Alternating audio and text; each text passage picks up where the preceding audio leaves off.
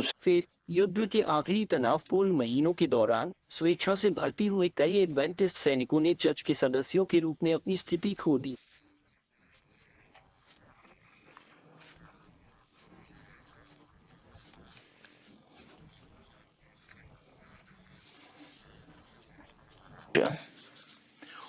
इन लोगों में से वो बैटल क्रीक में मुख्यालय चर्च का सदस्य था। उनके बहिष्कार की घोषणा खुलेआम समीक्षा में प्रकाशित की गई थी। मेरे पास रिव्यू और हेरल्ड की एक फोटोकॉपी है जहां इस भाई के नाम का उल्लेख किया है और मैं इसे पढ़ूंगा।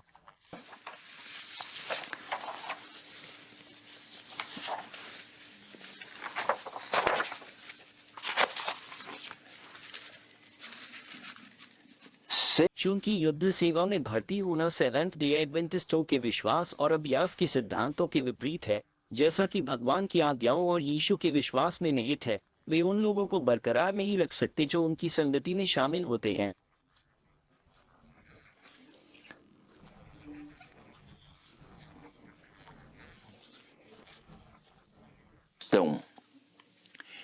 इसलिए हनोक रीस को 4 मार्च 1865 को चर्च की सर्वसम्मत वोट से बेने क्रीक चर्च की सदस्यता से बाहर कर दिया गया।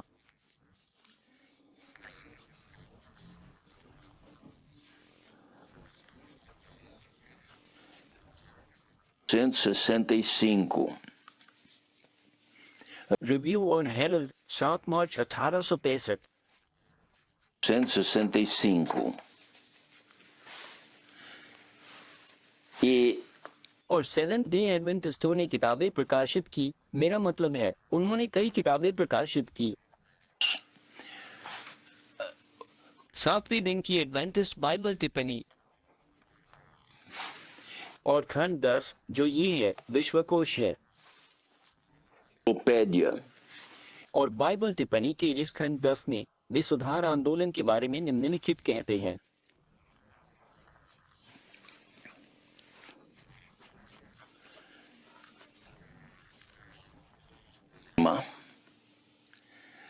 शीर्षक के तहत 27वां दिन सुधार आंदोलन जर्मन। वे निम्नलिखित कहते हैं, हालांकि मूल मुद्दा दर्शन और तिथियां निर्धारित करने के बारे में था, विवाद की जड़ वर्षों से 27 तारीख को चर्च द्वारा अपनाई गई स्थिति रही है। दिन सैन्य सेवा में अपने सदस्यों के कर्तव्य के संबंध में।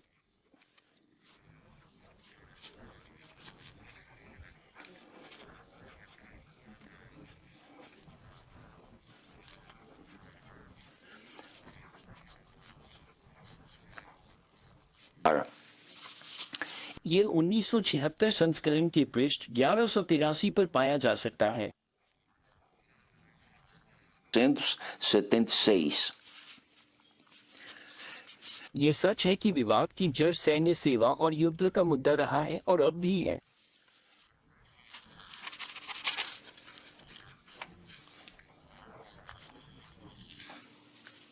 हालांकि ये सच नहीं है कि सुधार आंदोलन की उत्पत्ति दर्शन और तारीखें निर्धारित करने के बारे में थी।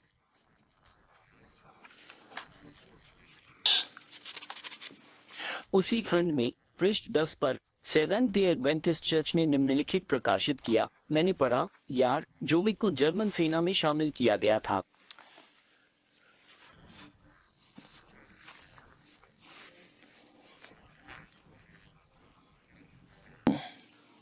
वो चरमपंथी साबित हुए। उन्होंने कहा कि ये दर्शन में दिखाया गया था कि सभी मनुष्यों के लिए अनुग्रह वसंत ऋतु में समाप्त हो जाएगा।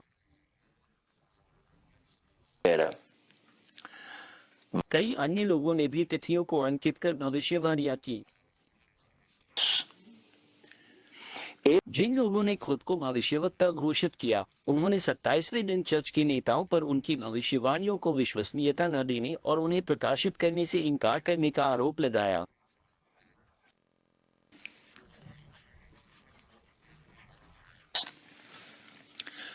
यह एडवेंटिस्ट बाइबल कमेंट्री के उसी पृष्ठ पर पृष्ठ 1183 पर लिखा गया है। 83. यहाँ उल्लिखित एकमात्र नाम जो विक था।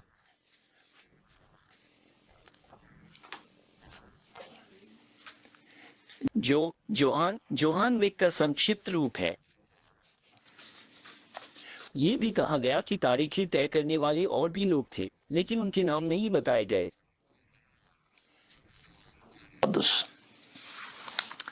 जोहान विक का नाम, जिन्होंने दर्शन का दावा किया था, विश्वकोश में एडवेंटिस्ट बाइबल टिप्पणी में सुधार आंदोलन के संस्थापक के रूप में उपयोग किया जाता है।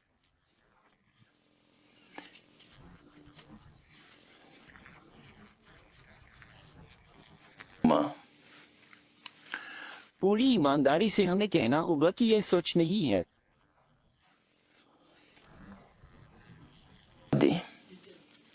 Johan Vik seventh day Adventist church का सदस्य था, सुधार आंदोलन का नहीं।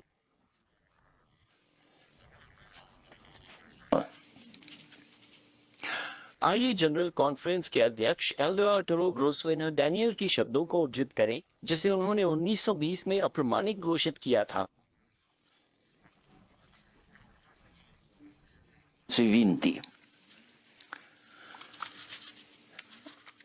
डैनियल कहते हैं, ये वे दस्तावेज हैं जो हमें भाई कॉनरेडी ने दिए थे।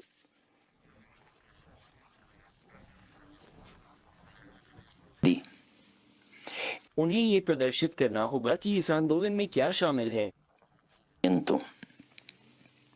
हम उन दस्तावेजों को छोड़ सकते हैं जिन्हें आप अपनी कदम से असंबंधित मानते हैं। पहला दस्तावेज विक से है।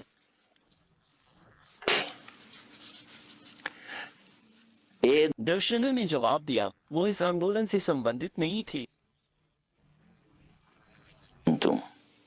मुझे शुरू से ही इस आंदोलन से जुड़ने का सौभाग्य मिला है।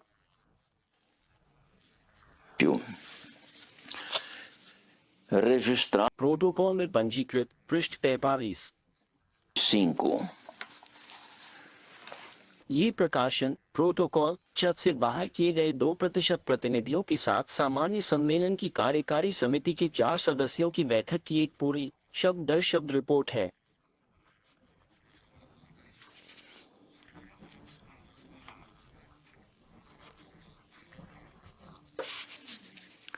इन बैठकों में जो कुछ भी कहा गया वो आश्रित था और एडवेंटिस्ट चर्च ने प्रोटोकॉल शीर्षक के तहत जर्मन में पुस्तिका प्रकाशित की।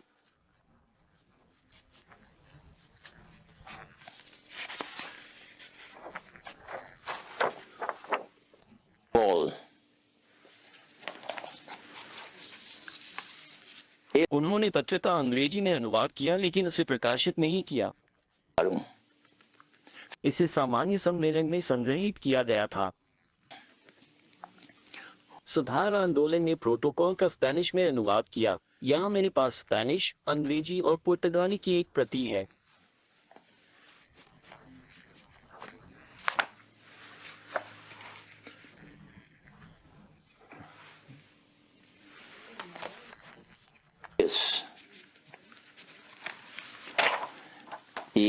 और मेरे द्वारा लिखे गए उद्धरण पुर्तगाली संस्करण पृष्ठ से हैं।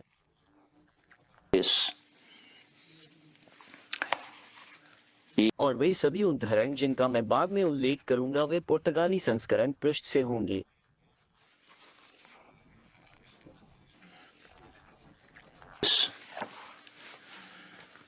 जोहान विक नाम पर लौटते हुए हमें नहीं कहना होगा।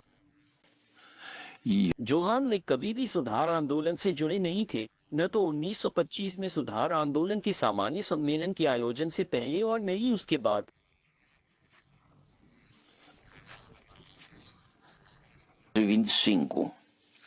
हालांकि उनके नाम का उपयोग सुधार आंदोलन को बदनाम करने के लिए किया जाता है।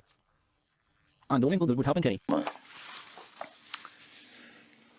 भले ही जोहान विक अग्रदूतों में से एक था, वो नहीं था, लेकिन अगर वो था और वो दूसरों के साथ शर्त लगाता है, तो कुछ लोगों की धर्मत्याग के कारण सुधार आंदोलन पर आरोप लगाना उचित नहीं होगा।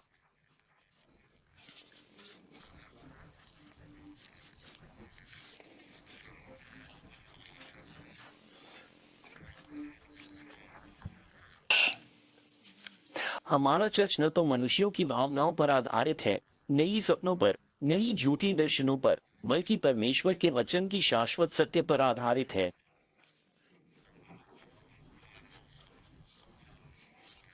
परमेश्वर के वचन पर 1912 में सेवेंथ डे एडवेंटिस्ट चर्च ने ईश्वर के कानून पर एक संवाद स्कूल पाठ प्रकाशित किया।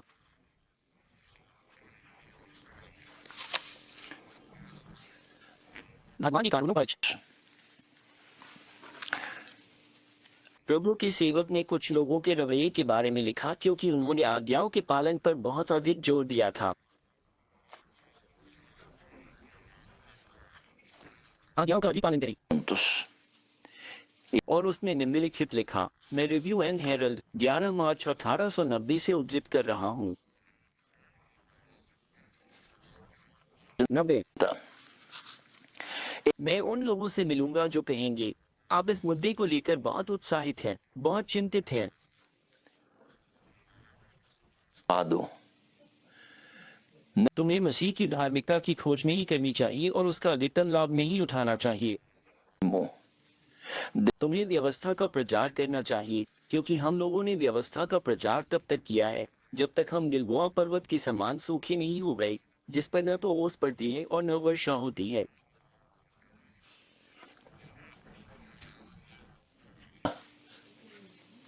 हमें कानून में मसीह का प्रचार करना चाहिए और उपदेश में रस और पोषण होगा जो भगवान के भूखे झुंड के लिए भोजन के रूप में होगा।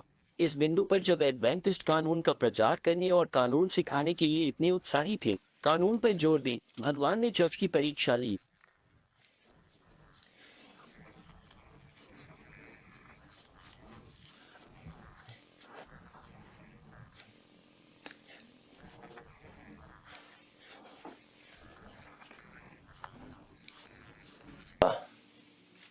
वर्ष 1913 में प्रभु की सेवक सिस्टर वाइट ने आम सम्मेलन में अपने एक संदेश में चर्च को निम्नलिखित शब्दों के साथ चेतावनी दी थी।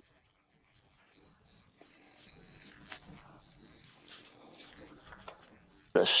ये पुस्तक मैसेज ए चोजन खंड 2 पृष्ठ 403 में दर्ज है।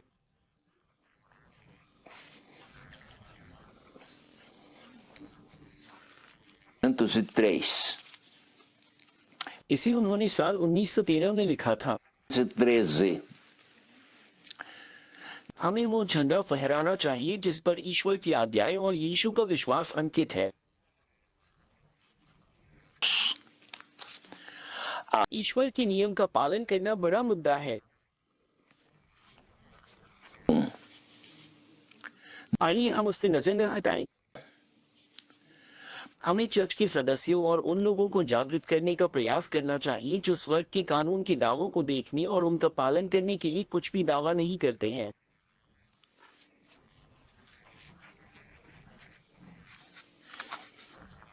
Serem.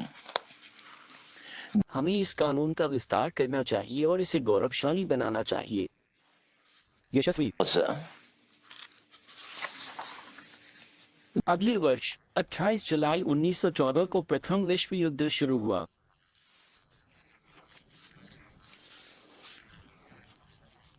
Mundial. यूरोप में सेवेंथ डे एडवेंटिस्ट के नेताओं ने युद्ध के संबंध में एक रुख अपनाया जो चर्च की ऐतिहासिक स्थिति के विपरीत था।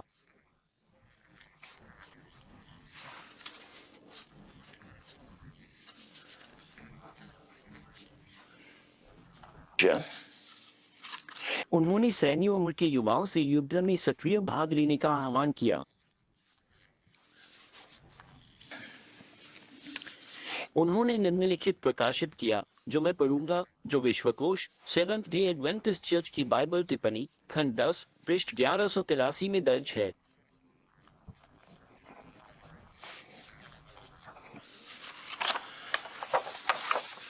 पृष्ठ 1183। 183. अगस्त 1914 में जर्मन लामबंदी के अवसर पर उस देश के 27वें दिन सशस्त्र बलों में बुलाए जाने पर उन्हें ईश्वर और देश के प्रति अपने कर्तव्य के संबंध में तत्काल निर्णय लेने की आवश्यकता का सामना करना पड़ा।